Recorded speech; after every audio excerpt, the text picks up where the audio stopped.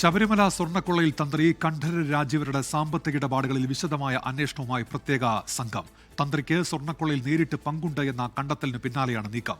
തിരുവല്ലയിലെ ബാങ്കിൽ നിക്ഷേപിച്ച പണത്തെക്കുറിച്ചും ഭൂമി ഇടപാടുകളെക്കുറിച്ചുമാണ് അന്വേഷണം.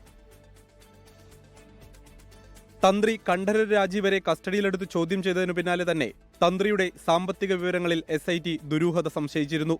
സംസ്ഥാനത്തിനു പുറത്തടക്കമുള്ള സാമ്പത്തിക ഇടപാടുകളിലെ വിവരങ്ങൾ ശേഖരിച്ചായിരുന്നു ചോദ്യം ചെയ്യലിൽ പല കാര്യങ്ങൾക്കും തന്ത്രിക്ക് വ്യക്തമായ മറുപടി ഉണ്ടായിരുന്നില്ല.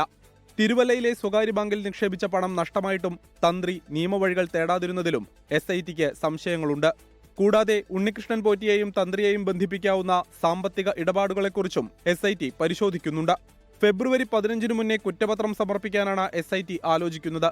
സ്വർണ്ണപ്പാളികളിൽ ശാസ്ത്രീയ പരിശോധന നടത്തിയ VSSCയിലെ വിദഗ്ധരിൽ നിന്നും മൊഴിയെടുപ്പ് പുരോഗമിക്കുകയാണ്. ഉന്നതരെ കേന്ദ്രീകരിച്ചുള്ള അന്വേഷണവും തുടരുകയാണ്. 24 തിരുവനന്തപുരം. ലോകത്തെവിടെയായാലും ഏത് സമയത്തും 24 വാർത്തകളും ഓഗ്മെന്റഡ് റിയാലിറ്റി പാക്കേജുകളും എക്സ്പ്ലെയിനറുകളും വിശദമായി കാണാൻ ഞങ്ങളുടെ YouTube ചാനൽ നിങ്ങൾക്ക് സബ്സ്ക്രൈബ് ചെയ്യാം.